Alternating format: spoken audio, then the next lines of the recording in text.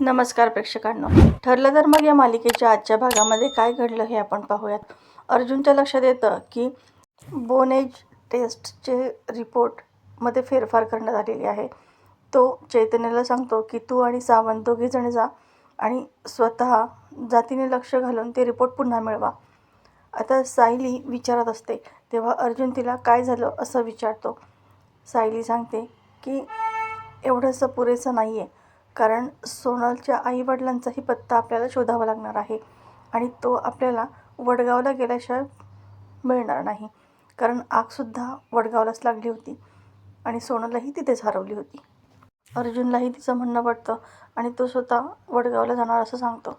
इकडे गौरी प्रचंड तापलेली असते आणि झोपेमध्ये फक्त सायलीताई असंच नाव घेत असते. घरचे सगळेजण खूप काळजीमध्ये असतात. तिचा ताप काही केल्या उतरत नसतो. इकडे अर्जुन त्या आग लागल्याची न्यूज नेटवरती पाहतो आणि त्या ठिकाणी स्वतः जाणार असं तो चैतन्याला सांगतो, कारण आता मी कोणावरही विश्वास टाकू शकत नाही. जे काही करायचं आहे ते मी स्वतः करणार आहे. तू इन्स्पेक्टर सावंतांना हाताशी घेऊन ती बोन एजची टेस्ट पुन्हा करून घे, मात्र तिथे जातीने लक्ष दे, कारण यावेळी त्या रिपोर्टमध्ये फेरफार झाली नाही पाहिजे. त्या अगोदर मी घरी जातो आणि तिथूनच मग वडगावला जायला निघेल. तेव्हा चैतन्य हो असं म्हणतो. इकडे प्रिया सायलीच्या झोपायची वाट पाहत असते, कारण त्याशिवाय तिला फोन कसा मिळणार. मग ती सीमा कॉन्स्टेबल करून फोन घेते आणि श्वेताला फोन करते. प्रिया सांगते सायलीला जामीन नाही मिळाला, त्यामुळे आता अर्जुन खूप बिथरल्यासारखा वागत असेल, त्यामुळे बारीक लक्ष ठेव त्याच्यावरती. तो काय करतो, कुठे जातो, त्याची तपासाची दिशा काय आहे, हे सगळं तू नीट लक्षात देऊन बघत जा. श्वेता म्हणते हो, त्यासाठीच मी इथे आली, पण इथे वेगळाच प्रॉब्लेम झाला आहे. ती गौरी नाही का, लहान मुलगी, ती तापाने फणफणली आहे आणि सगळं घर तिच्या अवतीभोवती फिरतं आहे. प्रिया तिच्यावरती ओरडूनच म्हणते तुला तिथे कशासाठी पाठवलं आहे, त्या पोरीकडे लक्ष देऊ नको, अर्जुनकडे लक्ष दे. आता तिच्या या आवाजाने सायली उठते आणि सायली तिच्या सैलकडे पाहते. तेव्हा प्रिया कोपऱ्यात जाऊन उभी असते. सायली विचार करू लागते की प्रिया कोपऱ्यात काय करते आणि इतक्या रात्री या सीमाताई तिच्या सेलच्या बाहेर काय करतायत, तिला जरा शंकाच येते. आता इकडे गौरीचा ताप काही उतरत नसतो. तिच्या डोक्यावरती मिठाच्या पट्ट्या ठेवलेल्या असतात, तरीसुद्धा ताप काही उतरत नाही. आता अश्विन म्हणतो ताप जर उतरला नाही तर आपल्याला तिला हॉस्पिटलमध्ये ॲडमिट करावं लागणार आहे. प्रतिमा म्हणते सायलीला अटक करणाऱ्या त्या इन्स्पेक्टरला बघ म्हणावं. सायलीवरती इतके गंभीर आरोप लावले आहेत, पण ती सायली मुलांवर किती माया करते. तितक्यात अर्जुनही त्या ठिकाणी येतो. काय झालं असं विचारतो. त्यावेळेस अश्विन सगळी परिस्थिती त्याला सांगतो. हिचा जर ताप उतरला नाही तर आपल्याला हॉस्पिटलमध्ये तिला ॲडमिट करावंच लागेल, पण याहीपेक्षा तिचं औषध काही वेगळंच आहे. ती फक्त सायली वहिनीचंच नाव घेते आहे. कदाचित सायली वहिनीला भेटल्यानंतरच तिला बरं वाटेल. कल्पनासुद्धा म्हणते खरंच सायली किती सगळ्यांना जीव लावते आणि तिच्यावरती किती घाणेरडे आरोप करण्यात आले आहेत, किती लहान मुलींची तस्करी करते म्हणून. आता हे चित्र पाहून कोणाला तरी वाटेल का की सायली लहान मुलींची तस्करी करते म्हणून. अर्जुनलाही गौरीची हालत काही पाहवत नाही. तो बाहेर येऊन इन्स्पेक्टर सावंतांना कॉल करतो आणि त्यांना सांगतो की तुमच्या हवालदारांना एक मुलगी हायवेवरती सापडली होती, गौरी नाव आहे तिचं. ती मुलगी आठवते ना तुम्हाला. तेव्हा इन्स्पेक्टर म्हणतात की हो आठवली ती मुलगी, तुम्ही तिला आश्रमामध्ये घेऊन गेला होतात, पण तिचं काय. अर्जुन म्हणतो की ती सतत सायलीचं नाव घेते, तिला खूप तापही आला आहे, मला तिला सायलीला भेटवायची परवानगी मिळेल का. तेव्हा इन्स्पेक्टर सावंत म्हणतात की मी निकमांशी बोलून तुम्हाला सांगतो, पण प्रायव्हेटमध्ये बोलता येणार नाही. जिथं सगळे कैदी भेटतात त्या ठिकाणी CCTVच्या खाली तुम्हाला सायली मॅडमशी तिची भेट घडून आणता येईल. तेव्हा अर्जुन थँक्यू असं म्हणतो. आता इकडे सायली कॉमन एरियामध्ये आलेली असते. तिथे बाकीचे सुद्धा कैदी आलेले असतात. सायली विचार करते की मला भेटायला कोण आलं असेल. तितक्यात अर्जुन गौरीला घेऊन तिथे येतो. गौरी धावत येऊन तिला मिठी मारते आणि सायली अगदी प्रेमाने तिला जवळ घेते. तिला काय करू आणि काय नाही असं होतं. गौरी म्हणते सायलीताई तू इथे आहेस ना, आता चल आपण आपल्या घरी जाऊयात, मला तुझ्याशिवाय अजिबात करमत नाही. तू आत्ताच्या आत्ता माझ्यासोबत घरी चल. सायली तिला समजावते, बाळा इथे थोडं माझं काम आहे, काम झालं की मग लगेच येतेच ना मी. तेव्हा गौरी काही ऐकत नाही, हट्ट करते. तेव्हा सायली तिला व्यवस्थित समजावून सांगते, बाळा मलासुद्धा तुझी खूप आठवण येते, मलाही इथं थांबायचं नाही आहे, पण माझं काम झाल्याशिवाय मी कशी काय इथून निघणार ना. मग माझं एकदा काम होऊ देत, मग मी येते. आता सायली तिच्या जेव्हा गालाला हात लावते तेव्हा तिचं अंग खूप गरम लागतं.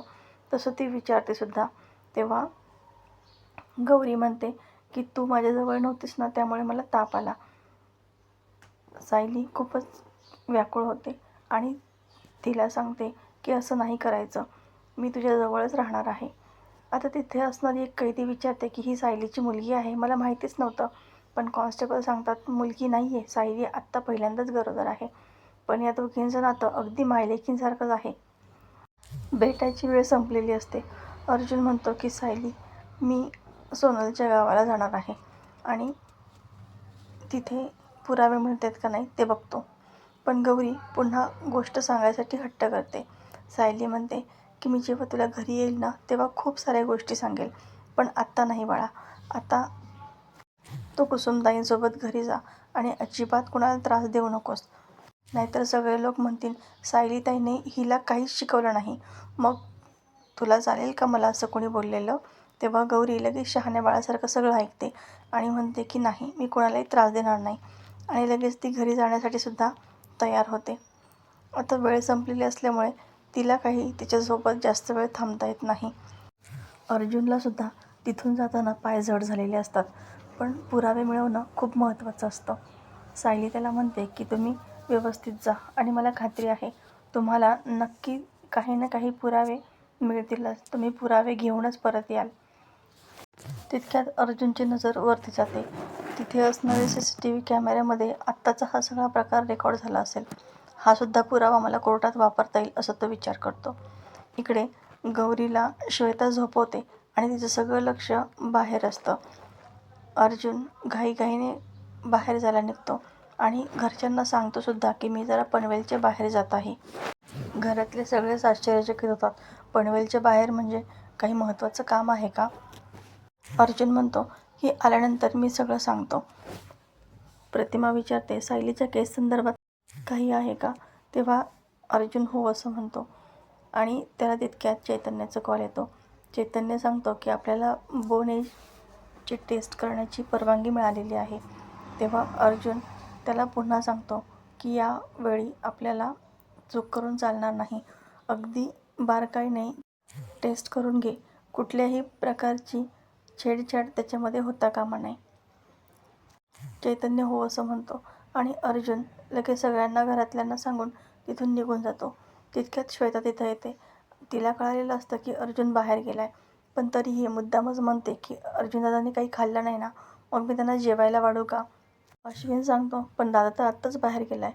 आता कुठे गेलाय हे श्वेता विचारते, मात्र तितक्यात गोलूचा रडण्याचा आवाज येतो आणि तिला त्याच्याकडे जावं लागतं. खोलीत येऊन ती लगेच सचिनला कॉल करून सांगते की अर्जुन पनवेलच्या बाहेर गेलेला आहे, खूप घाईमध्ये होता. तेव्हा महिपत म्हणतो असं असेल तर तो 113% त्या सायलीच्या केस संदर्भातच गेला असणार आहे, तू त्याच्यावरती बारकाईने लक्ष ठेव. सचिन म्हणतो आमची माणसंसुद्धा अर्जुनच्या पाठीमागे पाळतीवर असणारच आहेत, त्यामुळे तू त्याचं काही टेन्शन घेऊ नकोस. काही अपडेट मिळाले तर मला लगेच सांग. आता श्वेता त्यांच्याशी एकदम बिनधास्त अशी बोलत असते. तिची पाठ दरवाजाकडे असते, पण तितक्यात कल्पना गोलूसाठी जेवण घेऊन येते. श्वेता खूपच घाबरते आणि लगेच मोबाईल लपवून ठेवते. इकडे जेलमध्ये एक कैदी तिच्या मुलाला जेवू घालत असते, पण त्यावेळेस ती त्याला खूप मारतही असते. तो मुलगा खूप रडत असतो. कॉन्स्टेबल तिला ओरडते सुद्धा, पण ती काही कुणाचं ऐकत नाही आणि बळजबरीने त्याला जेवू घालत असते.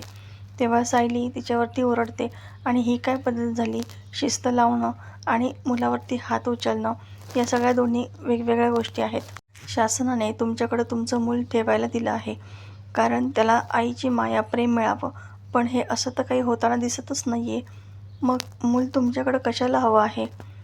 आता ती कैदी सायलीलाच ओरडते, तुझा काय संबंध या सगळ्यामध्ये बोलायचा, तू कोण आहेस. पण कॉन्स्टेबल तिला तिथून घेऊन जाते. तेव्हा सायली त्या मुलाला शांत करते आणि जीव घालू लागते. सायली आशाताईंना विचारते की ही अशी काय आहे, म्हणजे तिचाच मुलगा आहे ना हा? तेव्हा आशाताई सांगतात की हो, तिचाच मुलगा आहे, पण ती अशीच कधी कधी डोकं फिरल्यासारखी वागते. कधी कधी एकटीच रडत बसते तर कधी कधी मुलाला मारहाण करते. त्यामुळेच तिचे घरचे आज या मुलाला घेऊन जाणार आहेत. सायली म्हणते म्हणजे पुन्हा आई आणि मुलाची ताटातूट होणार तर. इकडे अर्जुन हॉस्पिटलला आलेला असतो. चैतन्य आणि इन्स्पेक्टर सावंतसुद्धा त्याच्यासोबत असतात. तो डॉक्टरांना सांगतो की बोनेजची टेस्ट व्यवस्थित करून घ्या, त्यामध्ये कुणाचाही हस्तक्षेप होता कामा नये. चैतन्य म्हणतो कारण यावरतीच आमच्या सायली वहिनीचं आयुष्य अवलंबून असणार आहे, त्यामुळे छेडछाड होता कामा नये. डॉक्टर सांगतात की तुम्ही अजिबात काळजी करू नका, स्वतः जातीने मी तो रिपोर्ट बनवणार आहे. त्याच वेळेस एक तिथं वॉर्ड बॉयसुद्धा आलेला असतो. त्याच्या हातातून काही फाईल्स पडतात आणि अर्जुनला जरा त्या व्यक्तीवरती संशयसुद्धा येतो. आता इकडे प्रिया या सगळ्या गोष्टीचं भांडवल करते आणि मोठमोठ्याने सगळ्यांना गोळा करते. बघा या सायलीला किती छान ॲक्टिंग जमती आहे, म्हणजे एखाद्या मुलाला आपल्याकडं कसं वळवून घ्यायचं याची ॲक्टिंग अतिशय योग्य जमते तिला. पण तुम्ही सगळे विसरलात का? अरे हिच्यावरती कोणते चार्ज लागले आहेत? अल्पवयीन मुलींची तस्करी करणे आणि त्यांचे व्हिडिओ काढून विकणे, इतके गंभीर गुन्हे हिच्यावरती लादलेले आहेत. आणि असं असतानासुद्धा तुम्ही या मुलाला तिच्याजवळ कसं काय जाऊन देताय? तेव्हा बाकीचे कैदीसुद्धा प्रियाच्या बोलण्याला संमती देतात. प्रिया म्हणते आत्तासुद्धा ही नाटकच करते आहे आणि मनात प्लॅनिंग करत असेल की या मुलाला तिच्या माणसांपर्यंत ती कशी पोहोचू शकेल, आणि ती मोठमोठ्याने हसू लागते. पण सायली अगदी शांतपणे तिचं सगळं बोलणं ती ऐकून घेत असते. पण सायली तिला आता काय उत्तर देणार हे सगळं पाहणं अतिशय रंजक ठरणार आहे. अशाच मालिकेच्या नवनवीन व्हिडिओ अपडेटसाठी चॅनलला सबस्क्राईब करा. नोटिफिकेशनसाठी बेल आयकॉन अवश्य दाबा. व्हिडिओ पाहिल्याबद्दल धन्यवाद.